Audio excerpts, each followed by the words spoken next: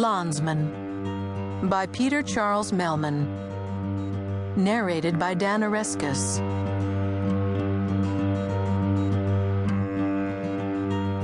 Part 1, Chapter 1. Beyond the walls of the Vieux Carré, where his mother sells her greens, beyond the deep fetid stink of Gallatin Street's brothels and the crotches of its whores, its swindlers and inebriates, and roving gangs of violent footpads, Elias Abrams fears for the first time that he might lose himself to the sky above.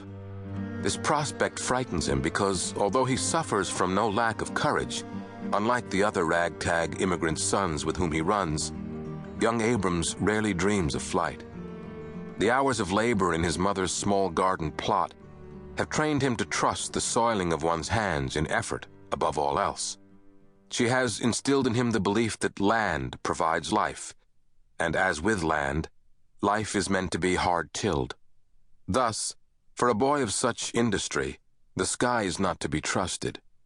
That he has on too many occasions seen Muscovy ducks dangling by their necks from market beams, their feet suspended aloft, ere their only purchase, does nothing to diminish this distrust.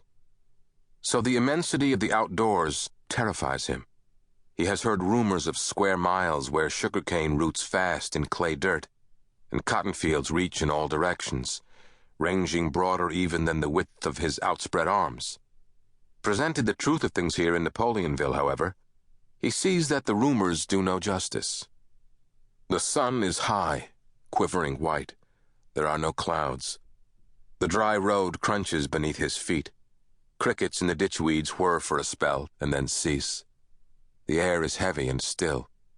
It is a wilting heat, in which shade offers little reprieve.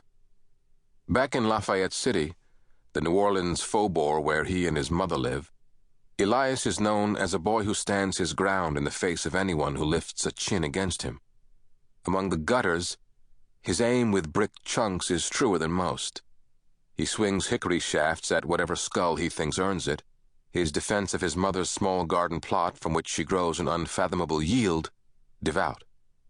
Yet out in the emptiness of Assumption Parish, with few hard sights to keep him staked to the ground, he feels his weight slowly easing, his head lightening with dread, like linens caught in the auger breezes of a hurricane slow riding up the Gulf. He moves closer to his mother as she limps along. Then, catching himself, he resumes his own course.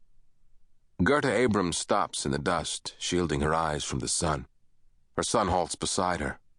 "Got a ways yet," she says. The plantation home stands in the distance.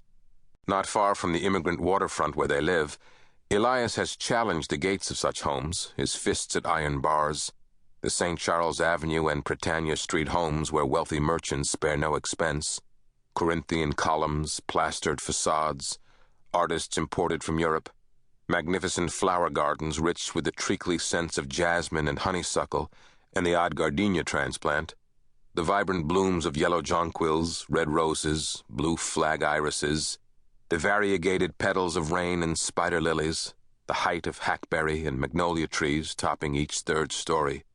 Always, a Negro houseboy in some threadbare waistcoat pruning away, whistling his favorite Congo Square dance tune as he clips one leaf, then another, content to spend his days perfecting the African notion of beauty. Ain't never a vegetable, thinks Abrams at these gates with equal measures of envy and disdain. Ain't never a need. Here in Napoleonville, however, the plantation home stands unflanked by neighbors or commerce. Silhouetted by the very horizon he now finds unnerving. He has never seen a structure so unto itself. That a single man lives in all that space, shy of white company, astounds the boy.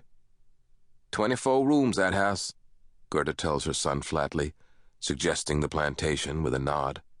She limps on, disgusted by the thought of the man within, of his hands, before suddenly veering from the road toward one of the fields that lines it.